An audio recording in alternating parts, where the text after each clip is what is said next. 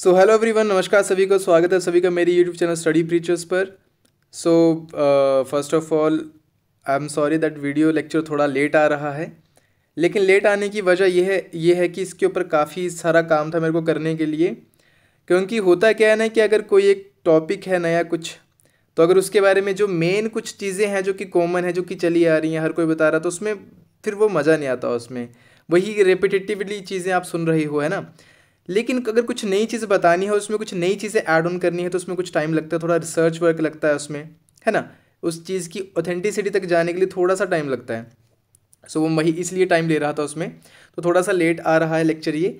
और इसके बाद कंटिन्यूटी में 2-3 वीडियोस और आएंगे इसी मुद्दे पे, इसके मतलब रिलेटेड जो कुछ इश्यूज़ हैं उनसे रिलेटेड आएंगे, तो आपने वो भी देखने हैं। और इस वीडियो को भी आपने एंड तक ज़रूर देखना है। ज़्यादा लंबा नहीं होगा, थोड़ा सा हाँ लंबा ज़रूर होगा। कारण ये है कि इसमें काफ़ी सारी ऐसी इंपॉर्टेंट चीज़ें हैं जो कि आपके लिए जानना बहुत इंपॉर्टेंट है। तो जी हाँ, आज मैं बात कर रहा हूँ इज़राइल और पैलेस्टीन के मुद्दे पे। यानी कि जो हमास ने जो अटैक करा है इज़राइल पे 7 अक्टूबर को अर्ली इन द मॉर्निंग, मैं उसके ऊपर आज हम बात करेंगे। देखो, मैं पहले बता दूं कि इस पे मैं उन चीज़ों पे चर्चा नहीं करूंगा जैसे कि कितने रॉकेट्स दागे हमास ने, इज़राइल ने बदले में क्या करा पलटवार में, कहाँ पे क्या डिस्ट्रक्शन हुई, क्योंकि वो चीज़ें आप ऑलरेडी न्यूज़ चैनल्स पे देख रहे हो या बाकी चैनल्स पे आप देखते हो। मेरा पर्सपेक्टिव अलग है। मेरा ये मानना है कि अगर कोई चीज़ आप देख रहे हो, आपको उसका कारण पता होना चाहिए, आपको उसके रूट्स पता होने चाहिए कि कारण क्या है उसका, ऐसा हो क्यों रहा है अभी। क्योंकि अगर कुछ चीज़ अभी चल रही है तो उसका कुछ तो उसकी बैक हिस्ट्री रही होगी, है ना। उसका कोई तो रिलेशन होगा पास्ट से, जिसके चलते अभी ये सब चीज़ें हो रही हैं। तो मेरा उसमें ज़्यादा इंटरेस्ट है जानने में और आपको बताने में भी। एंड रही फिर उसके बाद आपका क्या माइंडसेट इससे निकल के आता है, आपका क्या ओपिनियन है, सही क्या है, गलत क्या है, कौन सही कौन गलत, वो मैं इस वीडियो में नहीं बताऊंगा। मैं कोशिश करूंगा इस वीडियो लेक्चर में एकदम न्यूट्रल अपना एस्पेक्ट रखने की, तो ताकि आपको एक डायरेक्शन मिले। उसके बाद आप खुद ब खुद अपना ओपिनियन जो है वो बना सकते हो कि कौन सही कौन गलत, कितना सही कितना गलत, वो सब सारी चीज़ें आपके ऊपर रहेंगी फिर। ठीक है, हम एकदम न्यूट्रल वे में देखेंगे। हम इसकी हिस्ट्री के ऊपर बात करेंगे कि कारण क्या थे, क्या मुख्य ऐसी घटनाएं हुई हैं इज़राइल और पैलेस्टीन की हिस्ट्री में, किस तरीके से इज़राइल बना, किस तरीके से पैलेस्टाइन का विभाजन हुआ, और क्या मुख्य फिर कारण रही कि दोनों के बीच जो है वो तनावपूर्ण स्थिति आज तक बनी हुई है। तो हम इन्हीं मुद्दों पे बात करेंगे, ठीक है। तो फटाफट से स्टार्ट करते हैं क्योंकि थोड़ा सा लंबा लेक्चर चलेगा। काफ़ी ऐसे, जैसा कि मैंने यहाँ पे आपके सामने लिखा है कि अनटोल्ड फैक्ट्स, तो बात बिल्कुल सही है कि आपको काफ़ी सारे अनटोल्ड अनटोल्ड फैक्ट्स आपको देखने को मिलेंगे इस लेक्चर में। ये तो बात आपको माननी पड़ेगी, इसलिए ध्यान से देखना। और ये सभी के लिए रहेगा जो कि जानना चाहता है इस मुद्दे के बारे में, इस इशू के बारे में, और जो बच्चे प्रिपेयर कर रहे हैं अपने अपने एग्जामिनेशंस के लिए, ठीक है। इरिस्पेक्टिव ऑफ एनीथिंग, सभी के लिए इंपॉर्टेंट रहने वाला ये वीडियो लेक्चर, तो प्लीज़ ध्यान से देखना और एंड तक देखना। बहुत सिंप्लीफाइड लैंग्वेज में आपको समझाऊंगा कारण क्या है इसका, ठीक है। तो अनटोल्ड फैक्ट्स, बिल्कुल अनटोल्ड फैक्ट्स आपको मिलेंगे जो आपने अभी तक नहीं सुने होंगे। कुछ सुने होंगे, कुछ नहीं सुने होंगे, ये तो है क्योंकि काफ़ी काम करा है मैंने इसके ऊपर, तो आपको दिखेगा वो आगे, तो ध्यान से, ठीक है। देखो, सबसे पहले हम बात करेंगे हिस्ट्री की। हिस्ट्री क्या कि दोनों का इतिहास रहा क्या है, पैलेस्टीन का, इजराइल का, क्यों आज ऐसी सिचुएशन अराइज हुई, उसके ऊपर पहले हम फोकस करेंगे। फिर मैं बात करूंगा बिफोर 1948 की सिचुएशन क्या थी पैलेस्टाइन और इजराइल की, एंड आफ्टर 1948 की क्या सिचुएशन है दोनों के बीच में। क्योंकि 1948 में इजराइल का जन्म हुआ, इजराइल जो है बना वो 1948 में बना, उससे पहले कोई इजराइल था ही नहीं। पैलेस्टीन था, फिलिस्तीन जिसको हिंदी में कहा जाता वो था, ठीक है। तो मैं दोनों का कंपैरिजन करके आपको बताऊंगा कि क्या चीज़ें इसमें हैं। बाकी फिर हम बात करेंगे रूट कॉजेज़ की, किस कॉन्फ्लिक्ट के मुख्य कारण क्या हैं, ठीक है। फिर फाइनली हम बात करेंगे हमास की, और हिजबुल्लाह की भी बात करेंगे इसमें थोड़ी सी, कि हमास का जन्म कैसे हुआ। हमास जो कि एक, आप कह सकते हो कि एक मिलिट्री ऑर्गेनाइजेशन भी है, पॉलिटिकल विंग भी है, और साथ में एक यूएनओ के द्वारा डेजिग्नेटेड टेररिस्ट ऑर्गेनाइजेशन भी है, ठीक है। तो इन सब मुद्दों पे ऊपर बात करेंगे, क्योंकि हम हमास की बात करें, हमास हमास हमास ने अटैक करा, हमास चीज़ क्या है, ये तैयार कैसे हुआ, हम उसकी बैक हिस्ट्री में जाएंगे, ठीक है। स्टार्ट करते हैं फिर।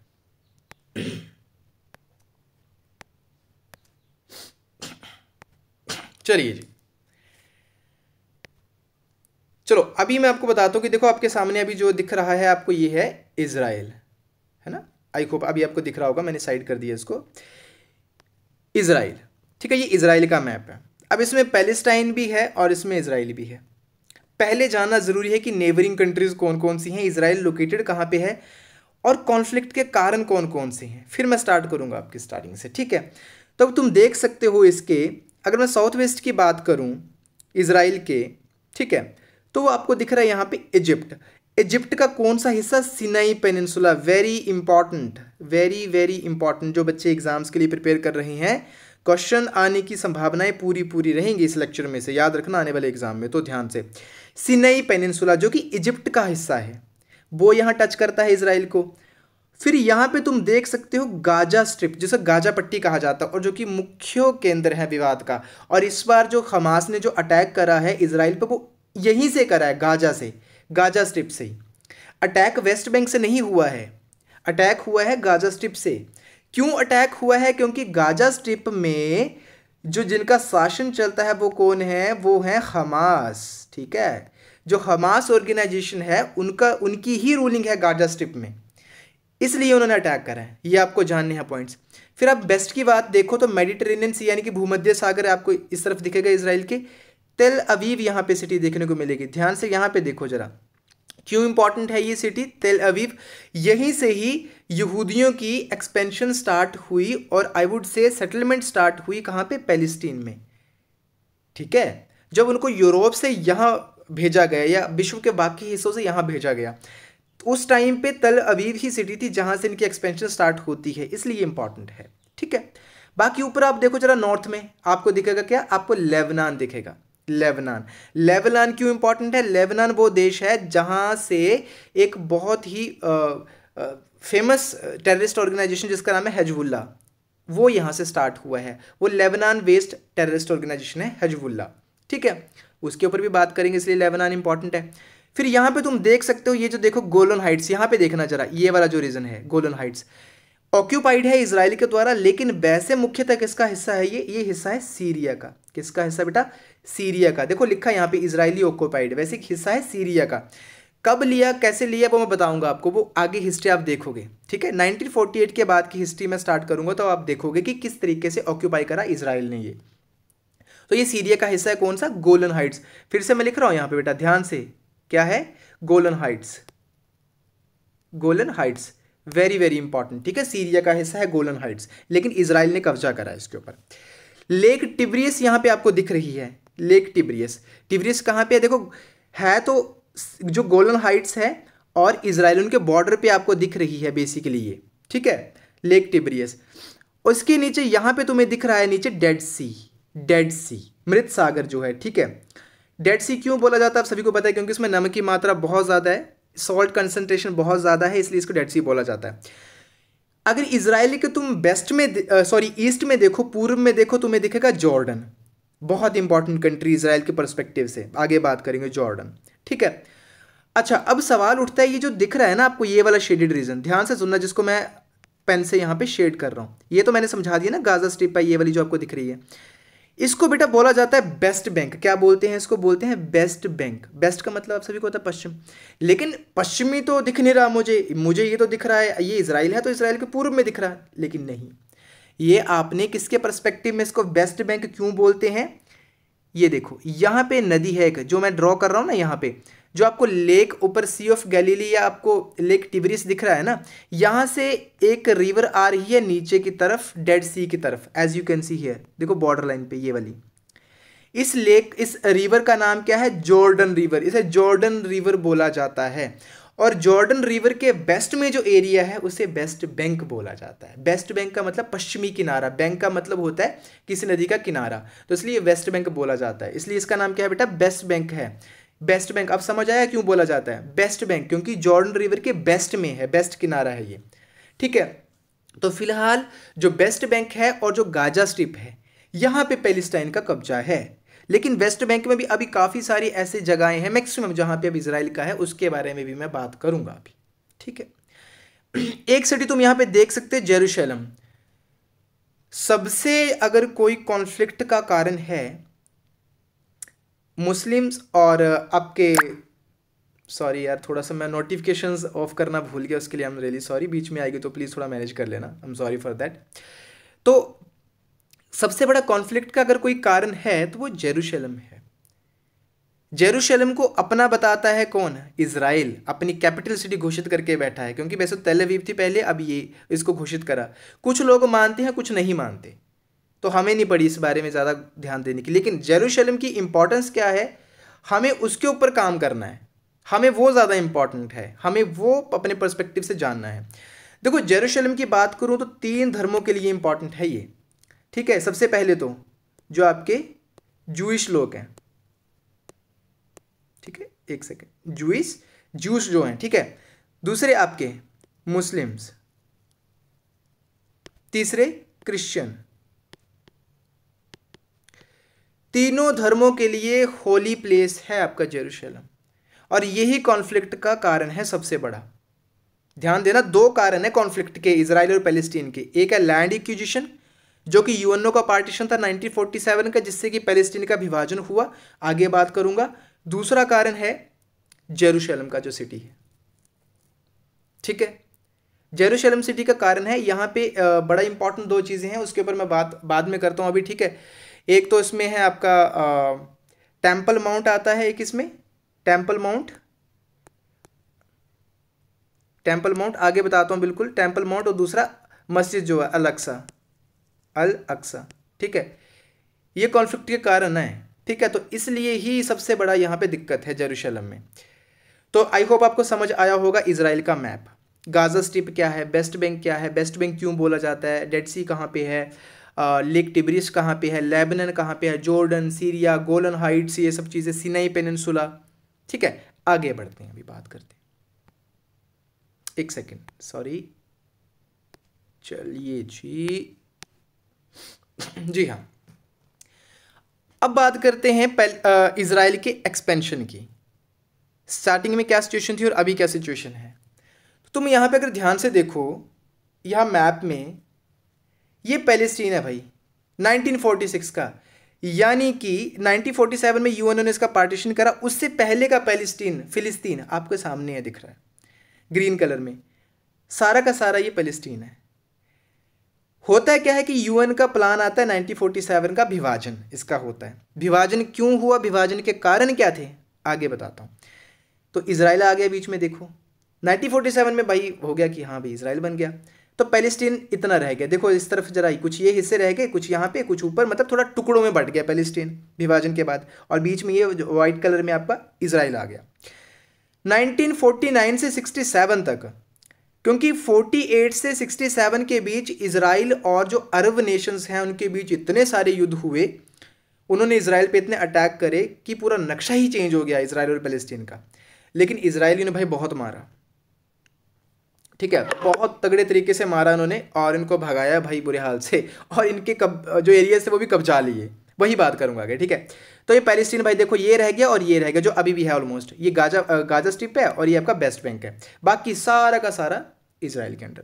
अब तुम देखो तो अभी इजराइल ही है, Gaza strip as it is है, और ये देखो जरा, एज आई वाज सेइंग कि जब पैलेस्टाइन अभी इसमें भी घुस चुका है ये इजराइल, ऑलमोस्ट, ठीक है। तो इस तरीके से है ये, बाकी तुम यहाँ पे भी देख सकते हो, ठीक है। लैंड लॉस सिंस 1917 बड़ी इंपॉर्टेंट डेट है। क्यों इंपॉर्टेंट डेट है, आगे बताता हूँ फटाक से, ठीक है। 17 में बेसिकली एक डिक्लेरेशन हुआ था, बल्फोर डिक्लेरेशन जिसे बोलते हैं, आगे बताता हूँ, ठीक है। तो ये देखो यहाँ से लेकर अब यहाँ की सिचुएशन देखो, 2020 की है ये, कितना चेंज है आपको सिचुएशन में दिख रहा। तो तुम पता लगा सकते हो कि भाई पैलेस्टीनियंस इनसे नफरत क्यों करते हैं इजराइल से, और इनको क्यों मिटाना चाहते हैं, और हमास इन पे क्यों अटैक करता है। एक ये कारण आपको दिख रहा होगा अब, ठीक है। देखो हम अच्छे बुरे के पर्सपेक्टिव से यहाँ पे बात नहीं कर रहे हैं, हम हिस्ट्री के पर्सपेक्टिव से बात कर रहे हैं, ठीक है। चलिए जी, अगला तुम यहाँ पे देख सकते हो अपने स्क्रीन पे, पैलेस्टीनियंस एक्सपेल्ड किस तरीके से। देखो 1948 में जियोनिस्ट मिलिट्री फोर्सेस, मैं जियोनिस्ट काउंसिल की बात आगे करूंगा आगे। तो भाई 1917 जो बाल्फोर डिक्लेरेशन हुआ, प्री ब्रिटिश मैंडेट पैलेस्टाइन, क्यों बोलते हैं, क्योंकि भाई ये ब्रिटिश के द्वारा ही इजराइल को बनाया गया है।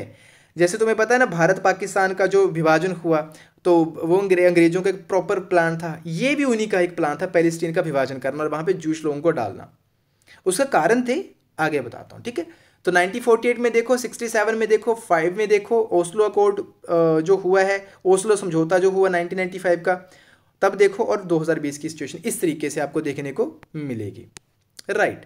चलिए जी, अब हम बात करते हैं स्टार्टिंग से कि इसके स्टार्ट कहाँ से हुई हैं चीज़ें। तो बेटा तुम देख सकते हो जियोनिस्ट कांग्रेस 1897 में, ठीक है, एक जियोनिस्ट काउंसिल हुई, ठीक है, यहूदी लोगों की जियोनिस्ट काउंसिल, ठीक है, अपने हितों के लिए। यानी कि आपको पता है कि यहूदी लोग शुरू से बहुत इंटेलिजेंट रहे हैं, सेल्फ फोकस्ड पर्सन होते हैं ये, ठीक है। इनकी काउंसिल हुई 1897 में, आपको नाम याद रखना है, इंपॉर्टेंट इंसिडेंट है हिस्ट्री में, याद रखना है।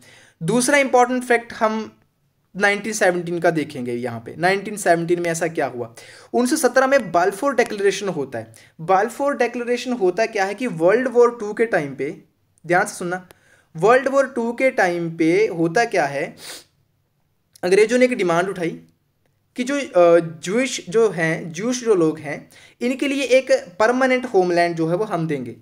तो उन्होंने बोला a national home for the Jewish people, वो है बाल्फोर डिक्लेरेशन। जो आपके अर्थर बाल्फोर हैं, उन्होंने क्या करा, एक लेटर लिखा लॉर्ड रोथशील्ड को। रोथशील्ड जो थे वो जूश कम्युनिटी के लीडर थे, ठीक है, ब्रिटेन में। उनको लेटर लिखा और उनको ये बताया कि Palestine is the home for the यहूदी, या आप कह सकते हैं जूश पीपल, मतलब। और पैलेस्टीन को पता ही नहीं इस बारे में कि भाई हमारा घर कब से बन गया, इनका होमलैंड कब से। तो वो एकदम से जो शॉक दिया ना उनको कि Palestine is the homeland for the Jewish people, ठीक है। ये बाल्फोर डिक्लेरेशन था 1917 का। और अंग्रेजों ने क्या बोल दिया कि पैलेस्टीन जो है वो यहूदियों का घर है, यहाँ यहूदियों को रखेंगे और ये नेशनल होमलैंड रहेगा, मतलब एक कंट्री इनको दी जाएगी और वो है पैलेस्टीन को तोड़ के बनाई जाएगी।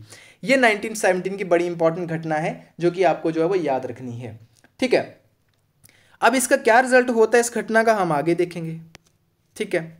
आई होप इतना समझ आया होगा। सॉरी। चलिए जी, अब मैं सुनाता हूं आपको कहानी, story of the 1947 Palestine division bye UN. क्या, क्यों, किस प्रकार से जो है वो पैलेस्टीन का, फिलिस्तीन का विभाजन करा। जैसे मैंने बताया ना आपको 1917 का, तो आपको समझ आया होगा कि हाँ, अंग्रेजों ने बोला कि Palestine is the homeland for Jewish people. लेकिन उसके बाद क्या स्टोरी हुई, यहां पे इंपॉर्टेंट रोल आता है 1936 का पील कमीशन। पील कमीशन किसके द्वारा भाई, अंग्रेजों के द्वारा, ब्रिटिशर्स के द्वारा, ब्रिटिशर्स के द्वारा लाया गया था ये पील कमीशन, ठीक है। और क्यों लाया गया था, क्योंकि इस टाइम पे 1936-37 के आसपास, 36 में बेसिकली क्लैश स्टार्ट हो गए थे। किसके बीच में, clash started between Jews and जो आपके अरब मुस्लिम्स थे, या आप यूं बोलो कि जो आपके पैलेस्टीन थे, पैलेस्टीनियन जो थे, ठीक है, अरब मुस्लिम, इनके बीच क्लैश। और इसमें लगभग कोई ऑलमोस्ट 3000 जो अरब मुस्लिम्स थे आपके, वो मारे गए थे, 3000 के आसपास, ठीक है। तो ये इसके बाद 1936 में ये पील कमीशन जो है वो लेके आए गए थे। इस पील कमीशन ने क्या करा, इन दंगों को रोकने के लिए पैलेस्टीन को ना 2 हिस्सों में बांट दिया। ध्यान से सुनना इस बात को, 2 हिस्से कौन कौन से, एक उन्होंने बोला कि एक रहेगा आपका जूश पैलेस्टाइन और एक आपका रहेगा अरब पैलेस्टाइन, ठीक है, अरब पैलेस्टाइन। दो इसमें बांट दिया इन्होंने, 2 पार्ट्स में। किसमें, पील कमीशन ने। ध्यान से सुनना इस बात को, जूश पैलेस्टाइन और अरब पैलेस्टाइन रहेगा, 2 हिस्सों में बांट दिया, ठीक है, ताकि दंगे रुके। लेकिन ऐसा कुछ नहीं हुआ। और उसके साथ साथ में 1945 का जो वर्ल्ड वॉर 2 चल रहा था, होता क्या है कि इससे पहले आप सभी को पता है, ब्रिटेन जो था, ग्रेट ब्रिटेन वर्ल्ड की सुपर पावर थी, आप सभी को पता है, फ्रांस, ब्रिटेन वगैरह सुपर पावर्स थी। द्वितीय विश्व युद्ध के बाद होता क्या है कि ब्रिटेन एकदम से क्या हो गया, बैंकरप्ट हो गया भाई, ठीक है, बैंकरप्ट हो गया, दिवालिया निकल गया इसका, ना पैसा बचा उतना, ना पावर बची कि ये वर्ल्ड को रूल कर पाए। ऐसे टाइम में इस क्रिटिकल कंडीशन में 2 सुपर पावर निकल के आती हैं विश्व के सामने, 2 गब्बर जिसे बोलते हो, ठीक है, यूएसए और यूएसएसआर। ध्यान से सुनना इस बात को, यूएसए और यूएसएसआर। अभी भी देखो तुम, दोनों गब्बरे हैं, ये सुपर पावर्स हैं भाई, यूएसए तो है ही नो डाउट, यूएसएसआर रशिया भी है, ठीक है। तो इस टाइम पे जन्म होता है यूएसएसआर और यूएसएसआर की सुपर पावर का। अब इसके आगे जो रूल करेंगे वर्ल्ड को वो यूएसए यूएसएसआर करेंगे, और स्पेशली यूएसए करेगा। होता क्या है, जब 1945 में इनके हाथ खड़े हो गए भाई ग्रेट ब्रिटेन की, अब हम नहीं संभाल सकते, इन्होंने क्या करा, जो ये इजराइल और जो पैलेस्टाइन का जो मुद्दा था भाई, इसको हैंड ओवर किसको कर दिया, इन्होंने कर दिया यूएनओ को। किसको कर दिया, यूएनओ को, यूनाइटेड नेशन ऑर्गेनाइजेशन को, कि अब तुमसे जो होता है वो तुम करो भैया, हमारे हाथों खड़े हैं, हम कुछ नहीं कर सकते इससे आगे, हमारे पास कोई पावर नहीं है, कोई नहीं मानता अब, ठीक है। अब इसके बाद जो है वो आपकी नींव रखी गई फाइनली, और 1947 में फिर पैलेस्टीन का विभाजन हुआ। तो ये थी स्टोरी आपकी 1947 की पैलेस्टीन डिवीजन की, विभाजन की। आई होप आपको कहानी समझ आई होगी, क्योंकि देखो इतना तो हम सुनते हैं कि हाँ 47 में विभाजन हुआ पैलेस्टाइन का, क्यों हुआ, क्या कारण था, क्या स्टोरी थी, वो जानना इंपॉर्टेंट है। चलिए आगे बढ़ते हैं। अब मैं तुम्हें कहानी से थोड़ा पीछे लेके चलता हूँ, इसी टाइम की 1941 और 45 के बीच की, कि क्यों ज़रूरत पड़ी ये पैलेस्टीन को एकदम से विभाजित करने की और जूश लोगों को पैलेस्टीन में डालने की और वहाँ पे एक इजराइल बनाने की, क्यों, ठीक है, वो नेक्स्ट तुम इसमें देखोगे। चलिए होलोकॉस्ट, जो होलोकॉस्ट है बेसिकली है क्या, ये होलोकॉस्ट एक बहुत ही इंपॉर्टेंट घटना है आपकी वर्ल्ड हिस्ट्री में। जिनको वर्ल्ड हिस्ट्री पता उनको तो पता होगा, जिनको नहीं पता तो अभी हम बता देंगे इंपॉर्टेंट कुछ फैक्ट्स। होलोकॉस्ट 1941 और 45 का टाइम पीरियड है आपका यूरोप में, ध्यान से सुनना, यूरोप में नाजीज का टाइम पीरियड था ये, नाजी लोगों का, नाजी आपको पता है ना, हिटलर, ये उस टाइम पीरियड की बात कर रहा हूं मैं, ठीक है। होलोकॉस्ट का मतलब क्या होता है, ये जेनोसाइड का टाइम पीरियड था। जेनोसाइड का मतलब क्या है, नरसंहार, ठीक है, नरसंहार मतलब किसी कम्युनिटी का लाखों की संख्या में कत्ल करना, वो जेनोसाइड होता है। प्रोग्राम्स क्या है, प्रोग्राम्स का मतलब यही है जेनोसाइड, किसी कम्युनिटी को लाखों की संख्या में मार देना और इंटेंशनली मारना जानबूझ के, वो प्रोग्राम्स है। तो ये सब टर्म्स उस टाइम पे यूरोप में चल रहे थे, ठीक है। एक यहाँ पे तुम देख सकते हो मैंने लिखा ऑशविट्स। ऑशविट्स क्या है, ऑशविट्स आपको देखने को मिलेंगे पोलैंड में, जो जर्मनी नाजिस के द्वारा, हिटलर के द्वारा जो पोलैंड का जो ऑक्यूपाइड एरिया था, वहां पे इसने क्या बनाए थे, कुछ कंसंट्रेशन कैंप बनाए थे।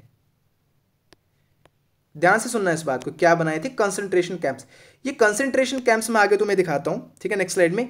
यहां पे ये युद्ध बंदियों को रखा जाता था शुरुआत में, जो पोलैंड से इन्होंने कैप्चर करे थे। बट धीरे धीरे ये किसके लिए टर्न हो गए भाई, ये किसके लिए काम आने लगे, ये काम आने लगे आपके जूइश लोगों के लिए, उनको मारने के लिए, उनको कत्ल करने के लिए, उनका जेनोसाइड करने के लिए, उसमें बदल दिए गए ये कंसंट्रेशन कैंप्स। और डिफरेंट तरीकों से जो है वो मारा जाता था, चाहे वो जैसे गैस चैम्बर्स बनाए जाते थे, इसमें गैस चैम्बर्स, और गैस छोड़ दी जाती थी, हजारों की संख्या में लोगों को डाल दिया जाता था, जैसे 50, 100, 200, 300 लोग डाल दिए और उसमें गैस छोड़ दी, लोग मर जाएंगे। या इतने टाइट जगहों पे उनको रखा जाता था कि मर जाते थे, खाना पीना नहीं दिया जाता था। अलग अलग तरीकों से एग्जीक्यूट करा जाता था इन कंसंट्रेशन कैंप्स में, और इनको ऑशविट्स बोला जाता है। पोलैंड में है ये, मैं आगे आपको दिखाता हूं। ये सारी घटनाओं को इनको बोला जाता है होलोकॉस्ट, ठीक है। तुम्हें इंपॉर्टेंट फैक्ट यहां पे बताता हूं, आप देख के हैरान रहोगे। उस टाइम पे यूरोप में जो ज्यूइश कम्युनिटी थी, इनकी लगभग जो पॉपुलेशन थी वो 90 लाख के आसपास थी। ध्यान से सुनना इस बात को, 90 लाख। और भाई तुम मान के चलो, हिटलर ने 90 लाख में से कितने इन ज्यूइश लोगों को एग्जीक्यूट करा, लगभग 60 लाख। इन 5-6 सालों में 60 लाख यहूदी लोगों को कत्ल कर दिया गया। और फिर आप कहते हो कि भाई ये तो खराब है। एक कम्युनिटी के जो कि ऑलरेडी बहुत ही कम थी पूरे वर्ल्ड वाइड, अभी भी कितनी है, 1.5 करोड़ है, to be very precise, I guess 1.5 crore पूरे वर्ल्ड वाइड। और एक ही कंट्री है इजराइल इनका, बाकी विश्व में है थोड़ा थोड़ा ग्रुपों में, ठीक है, बहुत कम है। इंडिया में तो आई थिंक पूरे कुछ लैक्स में होंगे, लैक्स भी नहीं होंगे, आई थिंक कुछ हज़ारों में होंगे ये, ठीक है। पूरे विश्व में 1.5 हो, तो 60 लाख यहूदी लोगों को कत्ल कर दिया गया था इस जेनोसाइड में, इस हॉलोकॉस्ट के टाइम पे। तो सोच के देखो जरा इनकी हिस्ट्री, बैक हिस्ट्री ज्यूइश लोगों की, क्यों ये अपने आप को लेके जो है वो सक्षम बने विद द टाइम, सोचना इस बारे में, ठीक है। आगे बात करते हैं। मैं जैसे आपको कह रहा था, मैं दिखाता हूँ। ये तो ये हैं आपके जो ऑशविट्स, ठीक है, पोलैंड में बनाए गए थे। इस तरीके से बनाए थे स्टार्टिंग में, फिर वो ये आप देख सकते हो, ठीक है। और यहाँ पे तुम देखो तस्वीरों में, जैसा ये है यहूदी, ठीक है, किस तरीके से इनको रखा, कितना टाइट उसमें, मतलब ऐसे भेड़ बकरियों की तरह ठूसे हुए हैं यहाँ पे ये, ठीक है। और भाई ये इंतज़ार कर रहे हैं अपने मरने का, दे नो दैट अभी मरना है। और एक बड़ी अच्छी एक हॉलीवुड मूवी है इसके ऊपर कि एक फादर होता है, उसका बेटा होता है, अब उसको एग्जीक्यूट करना है, बच्चों तक को भी देखो, तुम देख सकते हो इन्होंने मारा था। मतलब इतनी नफरत करते थे यहूदियों से ये मुस्लिम और वो, कि इनको कत्ल ही कर देना, ख़त्म ही कर देना, इतनी गंदी नस्ल मानते थे ये, ठीक है। तो एक एक स्टोरी है बाप बेटे की, तो वो उसको बच्चे को इसलिए सुनाता है ताकि वो डरे ना, क्योंकि उसके बाप को लेके जाना था फिर। तो कहानी सुनाता है कि हम रोल प्ले करेंगे, एक नाटक प्ले करेंगे, तुम्हारा रोल है कि तुम इसके पीछे छुप जाओगे, तुम मुझे देखोगे, फिर कुछ लोग आएंगे मुझे लेके जाएंगे, तुम हंसोगे देख के, तुम हंसना कि अच्छा ये कहानी है। फिर वैसा वैसा लेके आए, वो चले गए उसको लेके बाप को, तो बच्चा फिर उसको एहसास हुआ, फिर उतने टाइम में यूएसएसआर की आर्मी आ गई, सोवियत यूनियन की, और उन्होंने उसको बचा लिया था। तो ट्रू इवेंट्स पे बेस्ड है वो, ये तुम देख सकते हो यहाँ पे, इस तरीके से एग्जीक्यूट करा गया था अलग अलग तरीक़ों से, ठीक है। तो ये तो थी कहानी हॉलोकॉस्ट की 1941 और 45 के बीच के टाइम पीरियड की। चलिए जी, अब बात करेंगे हम, ऊपर चलते हैं थोड़ा सा, कॉन्फ्लिक्ट की। तो मुझे कॉन्फ्लिक्ट के ना दो कारण लगते हैं यहाँ पे, और हैं दो कारण। एक लैंड एक्विजिशन का कारण है, ध्यान से इस बात को सुनना जरा। लैंड एक्विजिशन मैंने जैसा आपको बताया, क्योंकि भाई ज़मीन तो किसकी थी, ज़मीन तो उनकी थी ना, यहीं पे रखते हैं इसको। ज़मीन तो किसकी थी, ज़मीन तो भाई पैलेस्टाइन की थी, फिलिस्तीन की थी। अब आपके घर पे कोई ज़बरदस्ती आके कब्जा करेगा तो आप तो लड़ोगे इसमें, एक कॉमन सी बात है ना, कॉमन सा फैक्ट है। तो यही पैलेस्टीनियन कर रहे थे फिर, और इनको दिक्कत हुई, ठीक है। एक तो ये कारण है, दूसरा कारण है टेम्पल माउंट। टेम्पल माउंट भाई एक जगह है, और ये कहाँ पे, ये ओल्ड जेरूशलम में है। जेरूशलम, जैसा मैंने लेक्चर के स्टार्टिंग में बताया ना, जेरूशलम कॉन्फ्लिक्ट का मुख्य कारण है। क्यों है ये तो मैं आपको एक नए वीडियो लेक्चर में बताऊंगा, क्योंकि जिसमें मैं आपको बहुत ही इन डिटेल समझाऊंगा, क्योंकि अपने आप में एक बहुत बड़ा लेक्चर इस पे बनेगा। मतलब एक काफ़ी इंपॉर्टेंट इन्फॉर्मेशन है इसमें देने के लिए, और उसमें मैं समझाऊंगा क्यों जेरूशलम यहूदियों के लिए, क्रिश्चियंस के लिए और इस्लाम के लिए इंपॉर्टेंट है, और कॉन्फ्लिक्ट का कारण क्यों यहाँ बनता है दोनों के, तीनों के बीच में, और स्पेशली दोनों के बीच में, यहूदियों और मुस्लिम्स के बीच में, ठीक है। तो इसके बाद आप प्लीज़ वेट करना, मतलब कल तक मैं वो अपडेट कर दूंगा वीडियो, वो भी तो आपको देखने को मिल जाएगा वहाँ पे, ठीक है। तो पक्का देखना उसको। बाकी कुछ आप डेट्स मैंने यहाँ पे रखी हैं, बस इतनी डेट्स याद रखोगे, एग्जामिनेशन वाले बच्चे बेड़ा पार आपका, इसमें कोई दिक्कत नहीं है। एक 1948 में क्या हुआ, इजराइल बना, मैंने समझाया आपको, इजराइल बना, इसलिए इंपॉर्टेंट है। 56 में क्या हुआ भाई, 56 में इजराइल और इजिप्ट के बीच युद्ध हुआ, वॉर हुआ, ठीक है। क्योंकि 1948 में इजराइल के बनने के बाद भाई इतने, अब अरब नेशंस एक तरफ हो गए, चाहे वो लेबनान हो, चाहे वो सीरिया हो, चाहे वो जॉर्डन हो, चाहे वो इजिप्ट हो, चाहे वो ईरान हो, इन्होंने एक गुटबंदी बना ली, अरब नेशंस, अरब लीग, और फिर इन्होंने अटैक करना शुरू कर दिया, लेकिन इजराइल कभी नहीं हारा। अब उसके डिफरेंट वॉर हुए, जैसे ये इजराइल और इजिप्ट का वॉर हुआ 1956 में। इसी वॉर में इजराइल ने क्या करा, इनसे सिनाई पेनिनसुला ले लिया भाई, सिनाई पेनिनसुला जो मैं आपको बता रहा था, है ना। तो वो इन्होंने ले लिया, ऑक्यूपाई कर लिया, बोला ला भाई युद्ध करना तो देखो जरा, हम भी बताते हैं। फिर 1967 बड़ी इंपॉर्टेंट है, 6 डे वॉर जिसे बोला जाता है, 6 दिन तक युद्ध चला था ये, और भी अलग अलग नामों से बेटा इसको जाना जाता है। जून वॉर क्यों बोलते हैं कि जून के मंथ में हुआ था, 5 से 10-11 जून के बीच हुआ था ये, ठीक है। बहुत ही इंपॉर्टेंट वॉर है आपकी हिस्ट्री में, और आपको जानना इसलिए भी आवश्यक है। ये जून वॉर हुआ, इसको इसलिए जून वॉर कहते हैं, ठीक है। किसके बीच हुआ, इजराइल और अरब नेशंस के बीच। किसके बीच, इजराइल और अरब नेशंस के बीच हुआ ये युद्ध, बहुत ही ज़्यादा इंपॉर्टेंट, ठीक है। इसमें तो भाई इजराइल ने जो उनको तोड़ा ना, मिलके, मतलब मिलके जो भी थे अरब नेशन को तोड़ा भाई। सीरिया से इन्होंने गोलन हाइट्स ले ली, मैंने जैसे आपको समझाया ना स्टार्टिंग में कि गोलन हाइट्स, तो सीरिया से गोलन हाइट्स ले ली। गाजा स्ट्रिप ले लिया इन्होंने, कहाँ से, किससे, इजिप्ट से। 94 सिनाई पेनिनसुला इजिप्ट से ले लिया, गाजा स्ट्रिप ले लिया इनसे, ठीक है। उधर जॉर्डन था, जॉर्डन से पूरा वेस्ट बैंक ले लिया इन्होंने, थोड़ा थोड़ा करके पड़ोसियों से सारे हथियार लिए, बोलते दे दो भाई। और पैलेस्टीन का जो बाकी एरिया बचा था उसके ऊपर भी कब्जा कर लिया काफ़ी सारा। तो इसलिए 1967 का ये 6 डे वॉर इंपॉर्टेंट है, ठीक है। इसलिए भी चलो आगे बात करते हैं इसके बारे में। मेन कॉन्फ्लिक्ट बेसिकली यहीं से स्टार्ट हुआ फिर मुस्लिम्स और इनके बीच में, क्योंकि इसके बाद इन्होंने छोड़ा नहीं एरिया। फिर 1973 में बड़ा ही इंपॉर्टेंट घटना क्या घटती है, 1973 में आपके पास यम किपुर वॉर आता है। किपुर वॉर, ठीक है। यम किपुर वॉर क्या चीज़ है, ये बेसिकली बड़ा इंपॉर्टेंट युद्ध है। इसके ऊपर भी मैं अलग से एक वीडियो बनाऊंगा, तो वो भी आप पक्का देखना, 2-3 दिन में अपडेट हो जाएगा, ठीक है। बेसिकली एक बड़ा हॉलीडे होता है ये वाला यम किपुर का, इनके लिए फेस्टिवल है यहूदियों के लिए, ठीक है। और इसको ये बेसिकली फेस्टिवल ऑफ फॉरगिवनेस भी कहते हैं।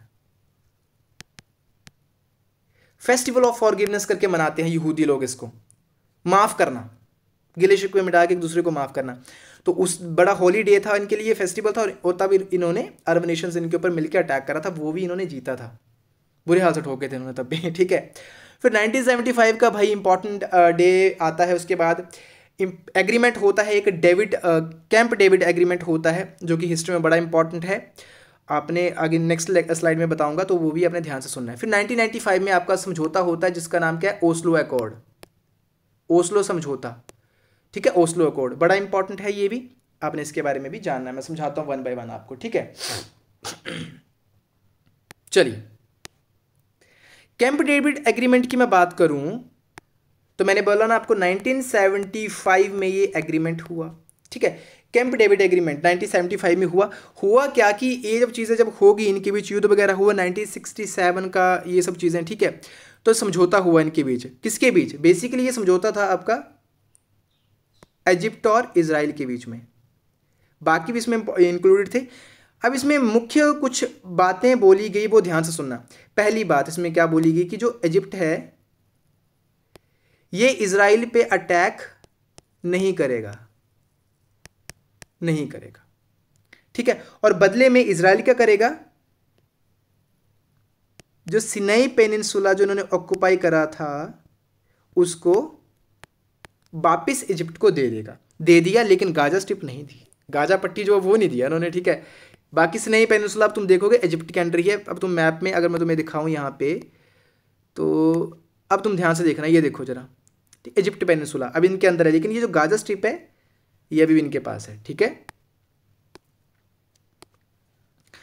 तो दूसरी बात फिर क्या बोली गई कि जो इजिप्ट है वो क्या करेगा, वो सप्लाई करेगा ऑयल, तेल सप्लाई करेगा किसको, इजराइल को। और तीसरी डिमांड मुख्य क्या बोली गई इसमें कि जो इजरायली जहाज हैं, शिप्स हैं, वो क्या यूज करेंगी, वो अब सुएज कैनाल को यूज कर सकती हैं। देखो कितनी इंपॉर्टेंट चीज है। इससे पहले सुएज कैनाल आपको पता है इजिप्ट में है, ठीक है, सिनाई पेनिनसुला में ही है, तो इससे पहले वो यूज नहीं कर सकते थे, लेकिन इसके बाद, इस एग्रीमेंट के बाद अब वो यूज करेंगे। तो जो इजराइल का जो यूरोपियन नेशंस के साथ ऊपर डायरेक्टली सीधा जो भी डील्स वगैरह कुछ भी चीज़ें होंगी तो वो इजी रहेगा, है ना। तो ये आपको एग्रीमेंट की ये मुख्य बातें याद रखनी है कि इजिप्ट उस पर अटैक नहीं करेगा, बदले में पेनिनसुला इजराइल इजिप्ट को दे देगा, और इजिप्ट ऑयल सप्लाई करेगा किसको, इजराइल को, और जो इजरायली शिप है वो सुएज कैनाल को यूज़ कर सकते हैं। ये कैंप डेविड एग्रीमेंट था आपका 1975 का। और इस कैंप डेविड एग्रीमेंट में ही एक बहुत ही बड़ी बात छुपी है, वो अब मैं बताता हूँ। इस समझौते से इजिप्ट तो मान गया कि भाई अरब नेशन के साथ कुछ नहीं मिलेगा, इनके पास पैसा है बट अक्ल नहीं है, खुद मरेंगे हमें भी मरवाएंगे, वो ताकतवर है इजराइल, उसके साथ शांतिपूर्वक तरीके से रहो तो भला है भाई हमारी जनरेशन का। लेकिन कुछ ग्रुप ऑफ अरब कह सकते हो, अरब मुस्लिम्स, ये इसके खिलाफ थे, बोलते पागल है भाई, डरपोक इजिप्ट, हम नहीं मानते, हम तो मिटा के रहेंगे इजराइल को। इस मिटाने के चक्कर में, इस नफरत से एक ऑर्गेनाइजेशन बनी, और जो ऑर्गेनाइजेशन बनी उसका नाम क्या था, हमास। समझ आई बात ये, ठीक है।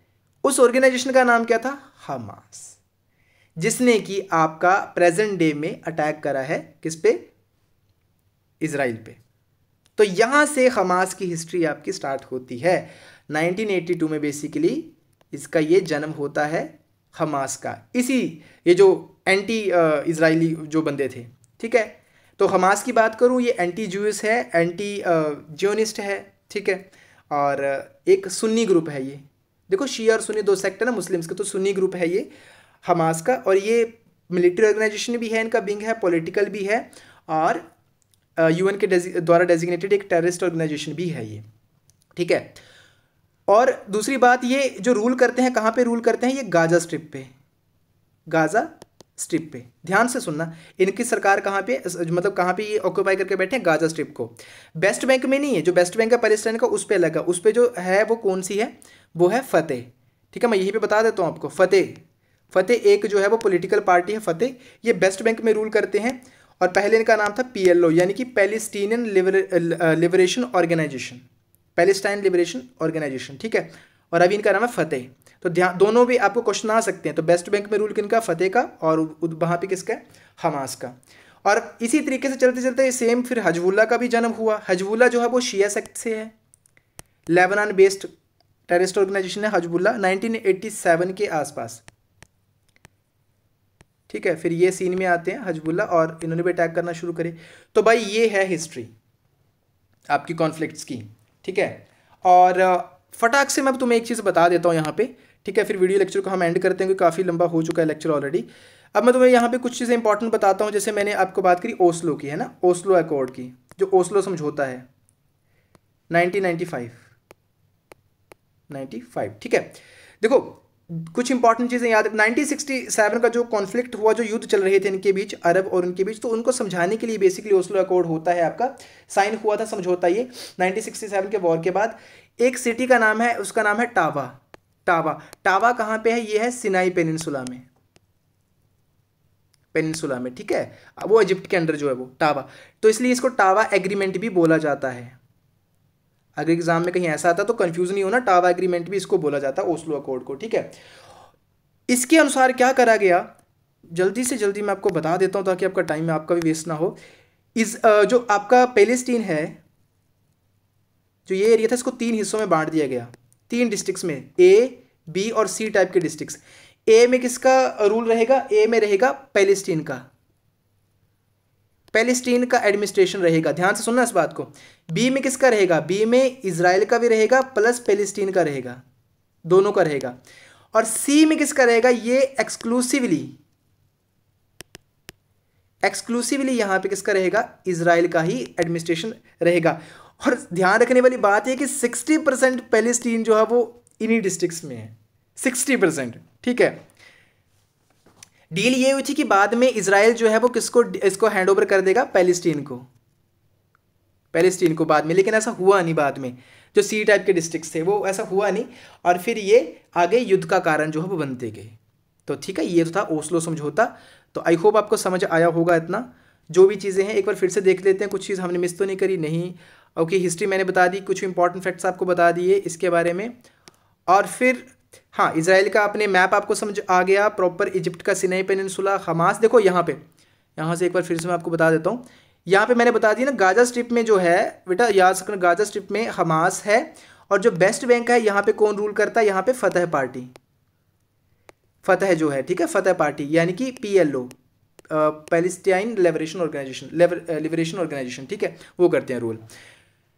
और ये भी आपको समझ आ गया होगा कि जेरूशलम। बाकी नेक्स्ट वीडियो में मैं चीज़ें बताऊंगा, नेक्स्ट वीडियो में मैं आपको एक चीज़ और भी बताऊंगा कि क्रिश्चियनिटी और जो यहूदियों से बेसिकली, जुडाइज़म बेसिकली इनके धर्म को बोलते हैं, कैसे क्रिश्चियनिटी बनी और कैसे फिर इस्लाम बना लेटर ऑन। इनसे एक ही पॉइंट से निकली हुई चीज़ें हैं ये, इसलिए कॉन्फ्लिक्ट है इनके बीच, ठीक है। आई होप आपको समझ आया होगा ये सारा का सारा। जियोनिस्ट कांग्रेस आपके 1897, याद रखना, 17 का बाल्फोर डिक्लेरेशन, ठीक है। और स्टोरी मैंने समझा दी आपको, फिर ये होलोकॉस्ट समझा दिया मैंने आपको, ये मैंने आपको चीज़ें बता दी, कॉन्फ्लिक्ट समझ आ गया आपको, इंपॉर्टेंट डेट्स जो है वो मैंने आपको समझा दी, क्या आपने याद रखनी है, कैंप डेविड एग्रीमेंट आ गया, ओस्लो अकॉर्ड आ गया, समझ आपको आई गेस, ठीक है। तो चलो भाई, ये तो था आज का हमारा वीडियो लेक्चर। अगर आपको अच्छा लगा, समझ आया, तो प्लीज कमेंट सेक्शन में ज़रूर एक बार थम्स अप देना, बताना कि हाँ भाई समझ आया, नहीं आया, नहीं कहीं पे आया होगा तो प्लीज़ कमेंट सेक्शन में बताना, मैं वहीं पे एक्सप्लेन आपको कर दूंगा। सो कंटेंट अगर अच्छा लगता है तो यार प्लीज़ चैनल को सब्सक्राइब करो। मतलब देखते हैं कुछ लोग पर सब्सक्राइब नहीं करते और लाइक नहीं करते, शेयर नहीं करते, वो पक्का करा करो। थोड़ा सा ना मोटिवेशन मिलती है, इससे पता चलता है ना कि कुछ लोग देख रहे हैं। बाकी इसी तरीके से आने वाले 2-3 दिन में बहुत इंपॉर्टेंट लेक्चर मिलेंगे जो कि इसकी आगे एक्सप्लेनेशन होगी एडिशन में, तो वह पक्का देखना आप लोग, ठीक है। Thank you so very much देखने के लिए। इसी तरीके से जुड़े रहो स्टडी प्रीचर्स के साथ। Thank you so much. जय हिंद, जय भारत, टेक केयर।